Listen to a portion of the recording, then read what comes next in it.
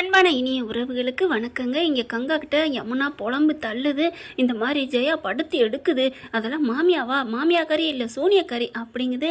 ஒன்றை என்னம்மா சொல்லணும் யமுனா, நீ அடுத்தவங்களை பார்த்து சொல்கிறியா அப்படின்னு தானங்க தோணுது.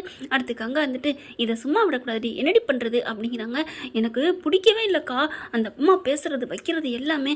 சரிடி நிவின் என்ன சொன்னார் அப்படின்னு கங்கா கேட்க, அதுவாக்கா அவரும் ஒன்றுமே சொல்ல மாட்டேங்கிறாருக்கா, இன்னொரு கல்யாணம் பண்ணலாண்டா, அவளை நீ விவாரத்து வெட்டி விட்டுறா அப்படி இப்படிங்கிறாங்க அவங்க அம்மா. ஆனால் பேசாமல் இருக்காருக்கா, என்னக்கா பண்ணுறது அப்படின்னு புலம்ப. சரிடி இதுக்கு ஒரு நான் ஐடியா சொல்கிறேன், நீ வா அப்படின்னு சொல்லிட்டு ஒரு இடத்துக்கு வர சொல்கிறாங்க. என்னக்கா பண்ண போகிறோம் அப்படின்னு கேட்க, இங்கே பார் உன் மாமியா உன்னை கொடுமைப்படுத்துறா, அதனால நீ போய் கம்ப்ளைண்ட் பண்ணு, அப்போத்தான் வாழை சுருட்டிட்டு அடங்கி போய் கிடக்கும், இப்போல்லாம் இதுக்கெல்லாம் பார்க்கக்கூடாது யமுனா அப்படின்னு சொல்ல. அக்கா வேறு ஏதாவது பிரச்சனை வந்துடாது, என்னடி பிரச்சனை வரப்போகுது, இதுங்க வாழை ஒட்ட நறுக்கணும், நீ இப்படி பண்ணுனா உன்னை யாரும் ஒன்றும் பண்ண முடியாது யமுனா, ஏன்னா போலீஸ் வந்து பயங்கரமாக வான் பண்ணும், அதனால இவங்க பயப்படணும்னு அவசியமே இல்லை, இவங்களாம் சும்மா அப்படி வெட்டு மாமியார்லாம் இப்படி அதட்டுறது, அப்படி ஒரு மாதிரியை உருட்டுறது பண்ணுறது அதெல்லாம் வேஸ்டடி, நம்ம போலீஸ் நம்ம கையில் இருக்குது, மருமகளுக்கு ஒரு கொடுமைன்னா வந்துட்டான்னு நிற்பாங்க. அப்படியாக்கா, ஆமடி வா நம்ம போயிட்டு அதுலேயும் சும்மா கொடுமைப்படுத்துறான்னு சொல்லக்கூடாது, வரதட்சணை கேட்குறான்னு கொடுமைப்படுத்துறான்னு சொல்லணும் அப்படின்னு நீங்கள் கங்கா சொல்ல. அக்கா அவங்க வரதட்சணை கேட்கலக்கா, ஐயா இவ ஒருத்தி எல்லாமாவே எடுத்து சொல்லுவாங்க, அப்படி தாண்டி சொல்லணும், 2 எக்ஸ்ட்ரா பிட்டை போட்டால் தான் நம்ம பக்கம் ஸ்ட்ராங் ஆகும். அப்படியாக்கா வேற எதுவும் பிரச்சனை வராதே, பிரச்சனை வராது, அவர் என்னை விட்டுட்டு வேணான்னு போயிட மாட்டாரு, எப்படி போக முடியும், இந்த மாதிரி சொன்னேன் அது கம்ப்ளைண்ட் பண்ணேன் அதுக்காக என்ன வேணாங்கிறாரு அப்படின்னு ஒரு புடி பிடிச்சிடலாம்ல, சரிக்கா ஓகேக்கா அப்படின்னு போயிட்டு கம்ப்ளைண்ட் கொடுக்குறாங்க. இந்த மாதிரி வரதட்சணை கேட்டு பயங்கரமாக டார்ச்சர் பண்ணுறாங்க, நாங்களே அப்பா இல்லாதவங்க நாங்கள் என்ன பண்ணுறது, பொம்பளை பிள்ளைங்க தான் எங்கள் வீட்டில் ஆம்பளையே இல்லை அப்படிங்கிற மாதிரி பேச, சரிம்மா எழுதி கொடுங்க அப்படின்னு எழுதி கொடுக்குறாங்க. அங்கே வர்றாங்க, பார்த்தா நிவினோட ஃப்ரெண்டு அங்கே ஒருத்தவங்க இருக்காங்க. என்ன இது இவங்க, என்ன இது நிவினோட சம்சாரமாச்சே, போன வாரம் கூட பார்த்தனே அப்படின்னு சொல்லிட்டு டக்குன்னு நிவினுக்கு போய் கால் பண்ணி தகவலை சொல்கிறாங்க. நிவினுக்கு அப்படியே தூக்கி வாரி போடுது. என்ன சொல்கிறீங்க சார் அப்படின்னு சொன்னோன்னே, இல்லைப்பா உன் பொண்டாட்டி இந்த மாதிரி கம்ப்ளைண்ட் கொடுத்துட்ருக்குப்பா அப்படிங்கிறாங்க. என்ன கம்ப்ளைண்ட்டு அப்படின்னு கேட்க, உங்கள் அம்மா வரதட்சணை கேட்டு டார்ச்சர் பண்ணுதாமே அப்படின்னு இந்த பொண்ணு எழுதி கொடுத்துட்ருக்கு, கூடவே யாரோ கங்கான்னு ஒரு பொண்ணு வந்திருக்கு. ஓ இவங்க வேலை தானா, யமுனா நீ ஒரு ஆளை கூப்பிட்டேன்னா நான் எனக்கு ஒரு ஆளை கூப்பிட மாட்டேன்னா என்ன அப்படின்னு சொல்லிட்டு விஜய்க்கு கால் பண்ணுறாங்க.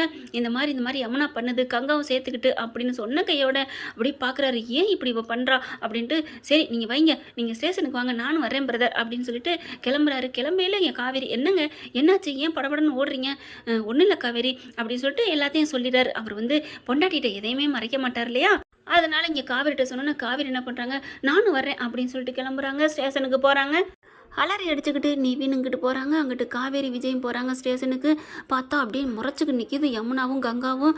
போகிறாங்க கிட்டக்கு. ஏண்டி உனக்கு இந்த வேண்டாத வேலை அப்படின்னு சொல்ல, ஓ இதுக்கு கூட 2 பேரும் ஒன்றாத்தான் வந்திருக்கீங்களா, பரவாயில்ல போல இருக்கே, எப்படியாவது என்னை கழட்டி விட்டு நீ சேரலான்னு பார்க்குறியா அப்படின்னு சொன்ன கையோட ஸ்டேஷன்னு பார்க்கலங்க, அறப்பாலான்னு கொடுக்குறாங்க. காவேரி என்னடி நினச்சிட்டு இருக்க அப்படின்னு சொல்லிட்டு கங்கா வந்து, ஏய் என்னடி இப்போ நீ அவளை அடிக்கிற அப்படின்னு கேட்க, அக்கா இப்படியாக்கா ஒரு பிள்ளைக்கு நீ புத்திமதி சொல்கிறது நல்ல விதமாக எடுத்து சொல்ல வேணாமா, அப்படி பண்ற, அப்புறம் எப்படிக்கா அந்த வீட்டில் வாழ முடியும், ஓ நான் பண்ணதுனால தான் யமுனா வாழ முடியாம போறா, நீங்கெல்லாம் நல்லது பண்ணிட்டு இருக்கீங்க அப்படித்தானே அப்படின்னு கங்கா கேட்க, அம்மா என்னம்மா என்ன ஒரே சண்டையா இருக்கு அப்படின்னு கேட்க, இல்லை சார் ஒன்றும் இல்லை அப்படிங்கிறாங்க.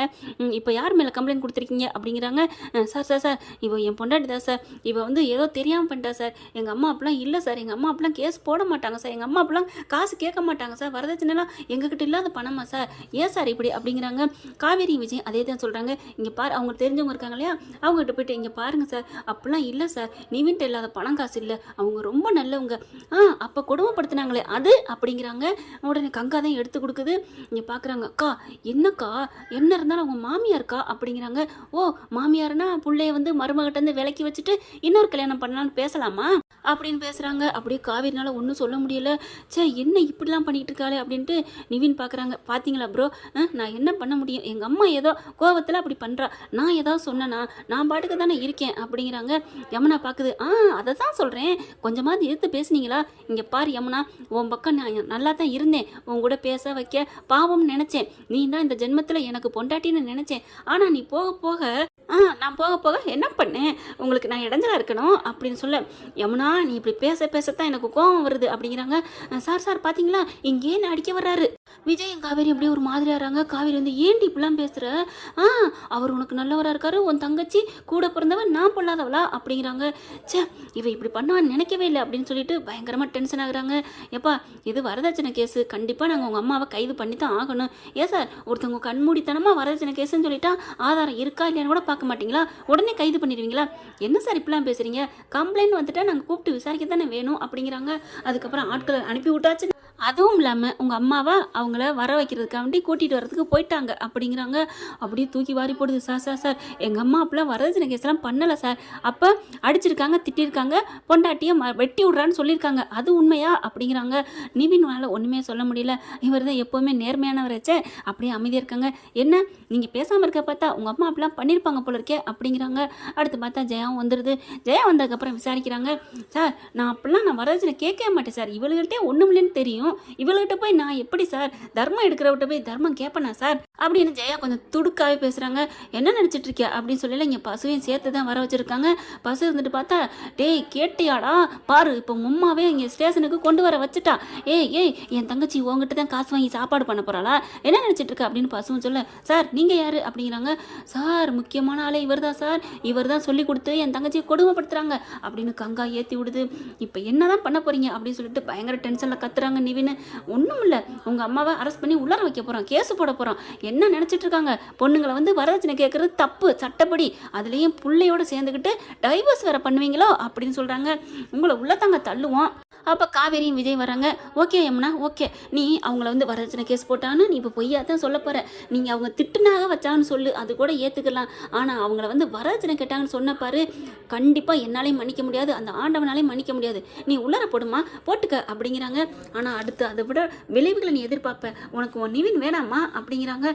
யமுனா பார்க்குது. அதைத்தான் நீ எங்கேடி என்னோட வாழை விட பார்க்குற அப்படிங்கிறாங்க. அடுத்து பார்த்தா காவேரி வர்றாங்க. யமுனா இங்கே வா, உன்ட்ட ஒன்று சொல்லணும் அப்படிங்கிறாங்க.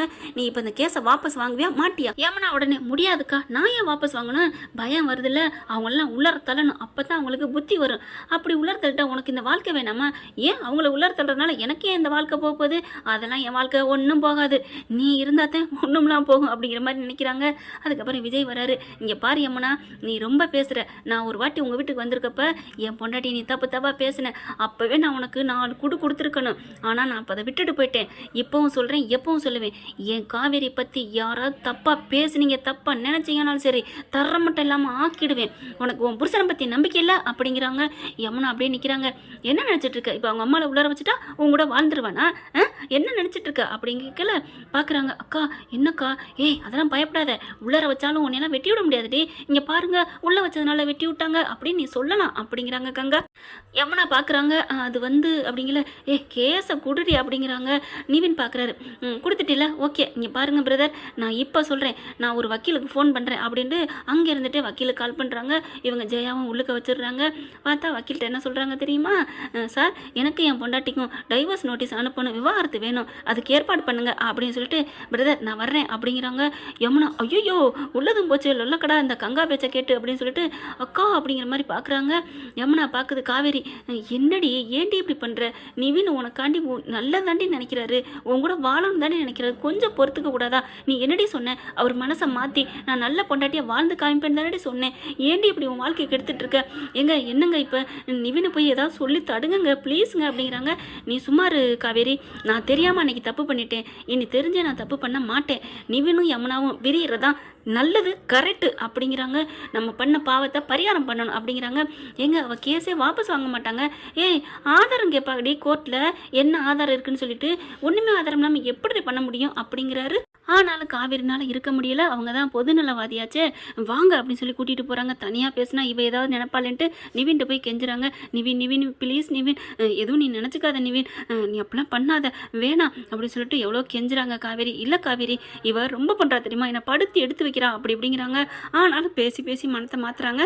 விஜய் காவேரி கெஞ்சரை பார்த்துட்டு, ஏன்டா உனக்கு எதுக்குடா இது, நீ வா நம்ம வீட்டுக்கு போவோம், எங்க ப்ளீஸுங்க, அவள் யாருங்க, அவள் என் தங்கச்சிங்க, அவள் சின்ன குழந்தைங்க, அவள் குழந்தையா, என்னடி நீ என்ன ஆர்வ குழந்தை கரெக்டாக இருக்கிற, அதுக்கெல்லாம் உன்னை கொஞ்சம் கூட துரும்பா கூட நினைக்க மாட்டேங்குதுங்க. பரவாயில்லைங்க, ஒருத்தர் நினைக்கிறாங்க நினைக்கலைங்கிறக்காண்டி நம்ம குணத்தை மாற்றிக்க முடியாதுங்க. அதுவும் இல்லாமல் நிவின் பாவம் இல்லையா, ஏய் அவருக்கு நல்ல பொண்ணாக கிடைக்கும்டி, என்னங்க நினச்சிட்டு இருக்கீங்க, அவர்லாம் இன்னொரு கல்யாணம் பண்ணுவார்னு நினைக்கிறீங்களா, நீங்கள் என்ன விரும்பியா பண்ணீங்க அப்படின்னு சொன்னோன்னே, இந்த மாதிரி ஒரு சம்பவம் நடந்துச்சு அதனால பண்ணுனீங்க, ஆனால் வெண்ணிலாவே நினச்சிட்டு தானே இருந்திருப்பீங்க, அதே மாதிரி நிவின் மட்டும் எப்படிங்க, அதனால அவருக்கு ஒரு துணை இருக்கட்டுமே தான் என் தங்கச்சியை கட்டி வச்சேன் தெரியுமா, நான் என் தங்கச்சிக்காக கல்யாணம் பண்ணி வைக்கலங்க, அவர் நல்லவர் பாவம்னு நினச்சிதாங்க கட்டி வச்சேன் அப்படிங்கிறாங்க. இவங்க எல்லாரும் பேசுகிறத நிவின்ட்ட அக்கறையாக காவேரியும் விஜயும் பேசுகிறாங்க. இங்கே பாருங்கள் பாவம் போயிட்டு போகுது, அவள் சின்ன பிள்ளை தானே அப்படின்னு சொல்கிறாங்க. இங்கே பாருங்கள் விஜய், அவளாம் திருந்த மாட்டான்னு நினைக்காதீங்க, அவள் சின்ன பிள்ளைங்க, உங்களுக்காக உயிரே விட போனவ, அதை பற்றி கொஞ்சமாவது யோசிங்களேன் ப்ளீஸ் நிவின் ப்ளீஸ் அப்படிங்கிறாங்க. இப்போ நாங்கள் 2 பேரும் நல்லபடியாக வாழ்கிறோம், அதே மாதிரி நீங்கள் நல்லா வாழ்ந்தாத்தான் எங்களுக்கு நிம்மதி, தயவு செஞ்சு அப்படின்னு சொல்லி கெஞ்சுறாங்க. இதெல்லாம் கேட்குறாங்க யமுனா. கேட்டுட்டு அப்படியே ஆடி போகிறாங்க. சே, அக்கா நம்ம மேலே இவ்வளோ உயிராக இருக்காளே, நமக்கா இவ்வளோ பாடுபடுறாளே அப்படின்னு சொல்லிட்டு மனசை மாற்றிக்க ஆரம்பிக்கிறாங்க. உடனே உள்ளுக்க போகிறாங்க. கங்கா இருந்துட்டு, ஏய் எங்கடி போகிற, அக்கா நான் கேஸை வாபஸ் வாங்க போகிறேன்க்கா. எதுக்குடி, அதெல்லாம் வாங்காதடி, அவள் உள்ளே இருக்கட்டும்டி, அக்கா நீ சும்மா இருக்கா அப்படின்னு சொல்லிட்டு கங்காவை தள்ளி விட்டுட்டு போயிட்டு கேஸை வாபஸ் வாங்குறாங்க. கேஸை வாபஸ் வாங்கினோன்னு ஜெயாவை விடுதலை பண்ணிடுறாங்க. வெளியில் வராங்க. அப்பாடா நல்லதாக போச்சு அப்படின்னு சொல்லிட்டு பஸ்ஸு பார்க்குறான். என் தங்கச்சி நீ உள்ளே வச்சிருவியா, உன்னை நான் சும்மா விட மாட்டேன் அப்படி இப்படின்னு துள்ளுறான். டே போட்டா அப்படிங்கிறாரு விஜய். பார்க்குறாங்க. அப்படியே நிவின் வராரு, யமுனாட்ட வராரு. ரொம்ப தேங்க்ஸ் யமுனா, நீ எங்கள் அம்மா வெளியில் வர்றதுக்கு உதவி பண்ண, இந்த மாதிரி நல்ல மனசோட இரு அப்படின்னு சொல்லிட்டு கிளம்புறாங்க. என்னை பார்த்து ரொம்ப தேங்க்ஸ்ன்னு சொல்லிட்டாரு அப்படின்னு ஒரு தேங்க்ஸ் சொன்ன வார்த்தைக்கு எவ்வளோ சந்தோஷப்படுது யமுனா பிள்ளை. ஆக மொத்தம் புரிச்சன் தாங்கிட்ட அன்பா இல்லையேங்கிற ஒரு வருத்தம் தாங்க ஒரு பொண்ணுக்கு இருக்குது. கங்காவும் அதே கதி தான். என்ன பண்ணுறது, எல்லா பொண்ணுங்களுக்குமே அதே ஆசை தான். ஆனால் நம்ம தலைவன் தலைவி வேறு லெவலில், அவங்க தான் 2 பேரும் காதலில் கட்டுண்டில் கிடக்குறாங்க. என்னதான் பிரிஞ்சிருந்தாலும் காத்தாலும் புயலாலும் பிரிக்க முடியாமல் மனசால ஒன்றா தானங்க இருக்காங்க. இங்கே கேஸை வாபஸ் வாங்கணுன்னு நிவின் சந்தோஷமாக போகிறாரு. அதை பார்த்துட்டு காவேரிக்கு சந்தோஷம் தாங்கலை. அப்படியே விஜய் சொல்கிறாங்க, என்ன காவேரி இவ்வளோ சந்தோஷப்படுற, இல்லைங்க அவங்க 2 பேரும் ஒன்று சேர போகிறாங்க, எனக்கு அந்த நம்பிக்கை வந்துருச்சு. எதை வச்சு சொல்கிறேன் பாருங்க, யமுனா புருஷனே பார்க்குறா, அவள் கண்ணில் கருணை தெரியுது, கேஸை வாபஸ் வாங்கிட்டா, நிவினும் நன்றி சொல்லிட்டு போகிறார் இல்லையா, அதனால தான் அப்படிங்கிறாங்க. என்ன காவேரி நீ இவ்வளோ நல்லவளாக இருக்கிற அப்படிங்கிறாங்க. விட்றா மாமா, இதெல்லாம் இன்னும் நினைக்கக்கூடாது, இதெல்லாம் சும்மா சுஜிப்பி மேட்டரு, இன்னும் நம்ம பண்ண வேண்டிய சேவைகள் நிறைய இருக்குது. ஆமாம் ஒரு பிள்ளை தான் இருக்குது, அடுத்து அந்த பாப்பாவுக்கு இன்னொரு தம்பி தங்கச்சி பிறக்கணும், இன்னும் நிறைய வேலைகள் இருக்குல்ல அப்படின்னு விஜய் சொல்ல, போடா மாமா எப்போ பாரு அப்படின்னு சொல்லி நெஞ்சிலே அடிக்கிறாங்க. அடிப்பாவி, இதுக்கும் நெஞ்சில் தான் அடிப்பியா, பார்த்துடி நீ இருக்கிற இடம் வலிக்குதுடி அப்படின்னு சொல்லிட்டு கட்டி அணைக்க போகிறாரு. ஸ்டேஷன் இது, வாங்க வீட்டுக்கு போவோம் அப்படிங்கிறாங்க. என்ன ஃப்ரெண்ட் இப்படி படம் நல்லா தானே இருக்கும், பார்க்கலாம். இந்த பதிவு உங்களுக்கு பிடிச்சிருந்துச்சுன்னா உங்கள் பொண்ணான கையில் லைக்கை போட்டு சப்ஸ்கிரைப் பண்ணிடுங்க. Thank you friends.